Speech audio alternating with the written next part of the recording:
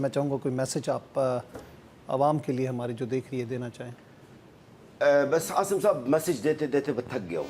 بس صرف یہ کہوں گا کہ ویسے امت مسلمہ نے غزہ کے لیے کچھ کیا ہی نہیں ہے، لیکن کم سے کم غزہ کے میری بچوں کے نام پر دولت بنانا بھی بند کیا جائے.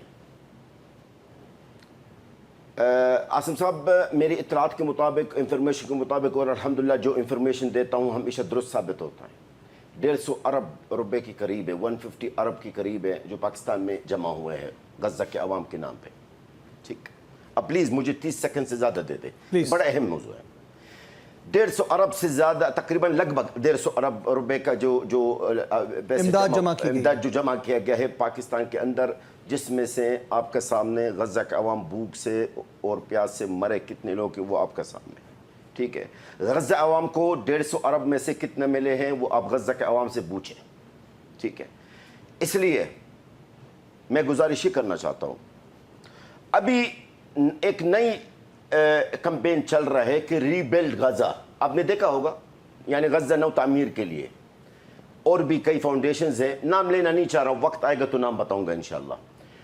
میں ان سے ایک سوال کرنا چاہتا ہوں، آپ جو غزہ نو تعمیر کرنے کے لیے آپ پیسے جمع کر رہے ہیں، مزید اور اربوں روپے آپ لوگوں نے جمع کیے ہیں، میں چیلنج کرتا ہوں ان کو چیلنج کرتا ہوں، یہ بچھا کے یہ نا چشمہ، یہ غزہ کے اندر بچھا کے دکھائیں.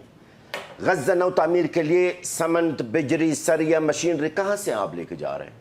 کیوں اس معصوم عوام، عظیم عوام، پاکستانی عوام کو آپ بیوقوف بنانے کی کوشش کر رہے ہیں؟ بند کر دو یہ حرام پیسہ، شہداء کی خون پر، شہداء کی لاش پر پیسہ جمع کرنا بند کر دے، بہتر ہے. آخر میں آپ کو اللہ کے سامنے مر کے جواب دینا اللہ کے سامنے. سر یہ حقوق انسان، ہیومن رائٹس وغیرہ، یہ ہم لوگوں کے مسلمانوں کے لیے نہیں ہے، یہ ہمارے لیے بنی نہیں ہے. یہ غیر ملک کے لیے جو اپنے آپ کو حقوق انسان کا علم بردار سمجھتے ہیں، وہ خود اسرائیل کے ساتھ ملوث ہیں، خود اسرائیل کے ساتھ اس جنوسائیڈ میں شریک ہیں. تو میرے خیال میں مجرم سے کوئی انصاف کا توقع کرنا نہیں چاہیے، کیونکہ یہ خود ملوث اسرائیل کے ساتھ ہے، خود اسرائیل کے ساتھ شریک ہے. اسرائیل اکیلا نہیں لڑ رہا ہے، یقین کریں، میں آپ کو بتاؤں، اگر اسرائیل کو سپورٹ نہ ملتا، یہ بات یاد رکھیے میری، اگر اسرائیل کو مغربی طاقتوں سے سپورٹ نہ ملتا تو یہ اسرائیل جو آپ کی اسرائیل ہے، یہ 4 دن بھی نہیں ہمارے جنگجو کا سامنے بالکل 4 دن سے بھی زیادہ نہیں لگا سکتے، یقین کریں آپ. اچھا، ساتھ میں آپ کو یہ بھی بتا دوں، ہیومن رائٹس ہو یا OIC ہو یا اقوام متحدہ محترم، ہم ہیں لاوارث. ہم کیا ہے؟ لاوارث. غزہ کے جو عوام مسلمان کلمہ گو بھائی آپ کے اور آپ کے ناظرین کا، ہم ہیں لاوارث. ہمارے پیچھے اللہ کے سوا کوئی بھی نہیں ہے. آپ کل دیکھ لیں، امریکہ نے 3-4 دن سے یمن کے اوپر لگاتار حملے کیوں؟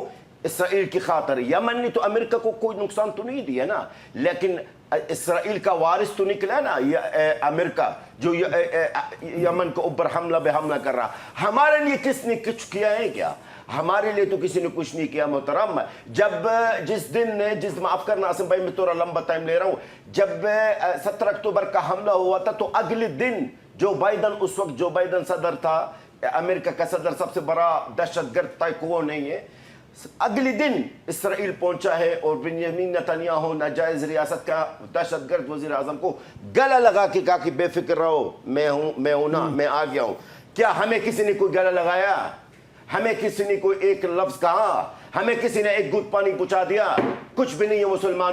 مسلمانوں کو سر جھکانا چاہیے غزہ کے عوام کے سامنے.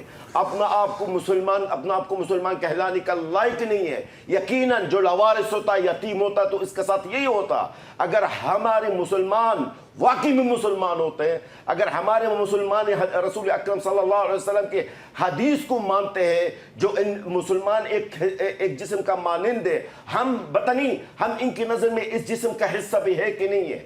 ہم اس جسم کا حصہ ہے یا نہیں ہے؟ غزہ کے جو عوام ہے، ہمیں موت کے لیے چھوڑ دیا، ہمیں تباہی کے لیے چھوڑ دیا، ہمارے بچوں کو ٹکڑوں کرنے کے لیے چھوڑ دیا، اور آپ لوگ عیش کر رہے ہو. کرو. 2 दिन की जिंदगी है, सिर्फ 2 दिन की जिंदगी है, और सबका एहतसाब होगा अल्लाह ताला के सामने। एक कमेंट में देना चाहूँगी, लेट्स टॉक फैक्ट्स। ये फैसला तो हो चुका ना कि इन्होंने गाज़ा को लेना है, इसमें कोई दो राय नहीं है। It has been decided by international forces. आप इजराइल तो लीड सवाल करते है, हैं, जब वो पता है कि वो कर रहे हैं तो हम रोक क्यों नहीं रहे? हम जालिम से क्यों एक्सपेक्ट करें कि हम वारिस हैं तो वो हमें वारिस बन जाए? They will never be our वारिस। अगर इंटरनेशनल डिसीजन की बात करेंगे ना, नहीं इंटरनेशनली तो बाइस्ड है। मैं बता रहा हूँ। अव्वल तो जो डिसीजन हुआ वो सिर्फ गजा को नहीं है, वो ग्रेटर इसराइल का डिसीजन हो चुका है। एग्जैक्टली, यानी सिर्फ गजा नहीं है, गजा है तो 40 किलोमीटर है। ये तो इब्तिदा है अभी।